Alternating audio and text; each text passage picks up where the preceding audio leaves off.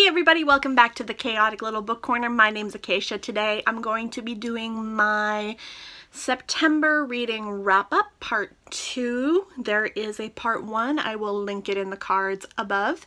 I am pretty happy with my reading. I'm going to go in order of least to most enjoyed, and I hope you guys enjoy this. There are some that I definitely was not a fan of, and one of them I feel particularly bad about, but I have to go with my gut on this. So the first one I really don't feel that bad about. It's Ruby by Francesca Libach.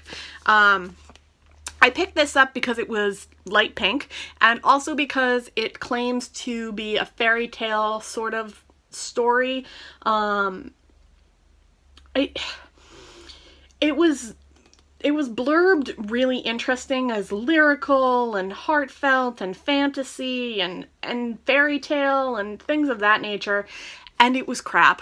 I hated it. I really didn't like it. I gave it 2 stars. The reason I gave it 2 stars was because I finished it and I was able to find some prose that were very pretty and kind of flowed, but aside from that, I was really disappointed, really bored, and really uninterested. It took me less than 3 hours to read, and I was completely disappointed that I spent 3 hours reading it. Then we have Crazy Rich Asians by Kevin Kwan. I read this pretty quick.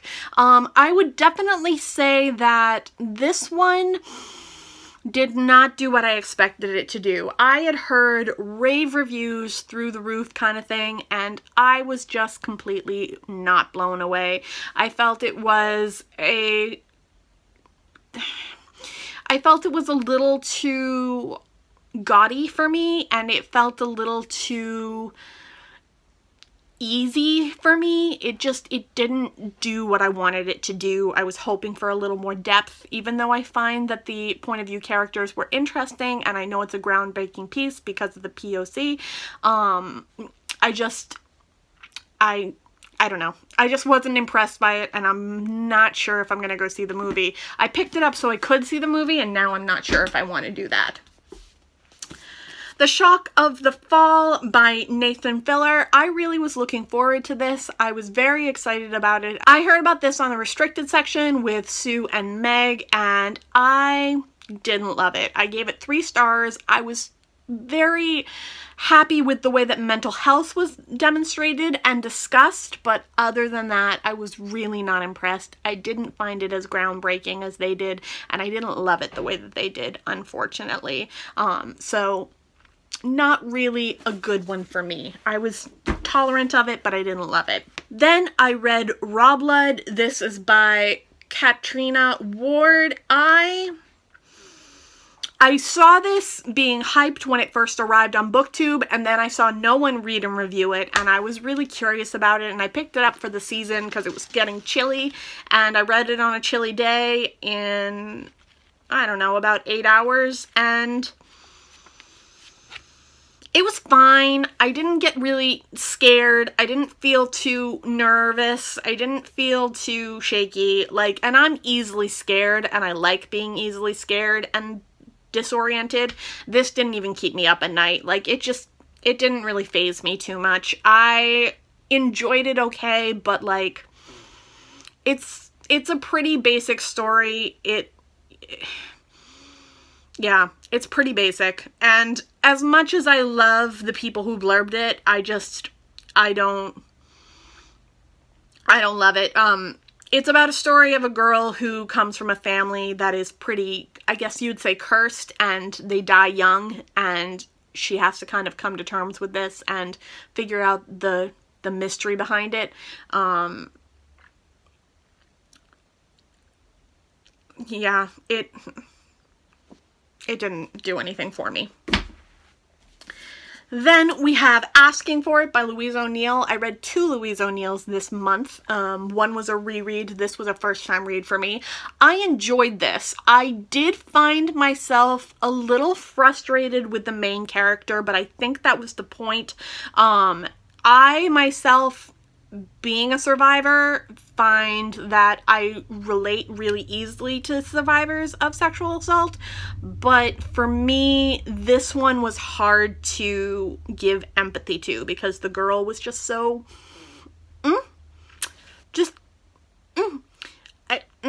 yeah, she was something.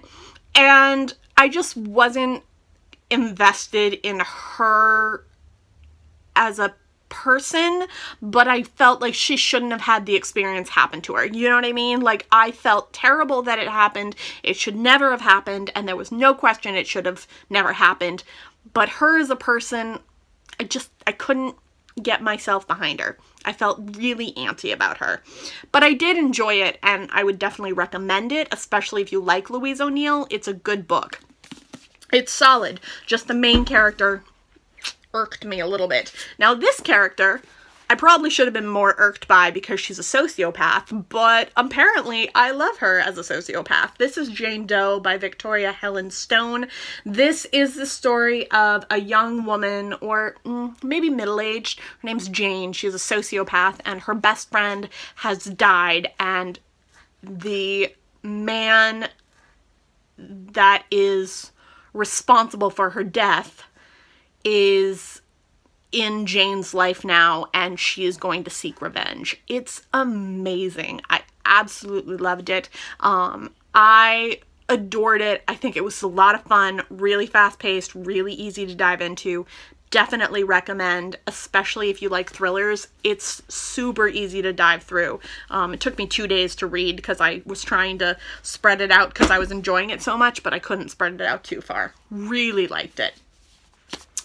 Crudo by Olivia Laing. I like this more now that I've sat away from it for a while. It is really experimental. It is very differently written. It has a lot of meta sort of feel to it, and it's interesting. It's very different. I would say that for me, the first time I read it, or the first time I read it and then thought about it, I felt very disconnected and disjointed from the story itself. But upon further thought and ideas about it, I've been much more in tune with the writing style and feel much more at home with it. I enjoyed it quite a bit. It was strange. It was interesting. It was very of the now. I don't know if this is going to age well. It's very of the present. It talks about Brexit and Trump and things of that nature, and for me, you just kind of have to accept that it may not age properly, but for now and the time period that it is, this is really special.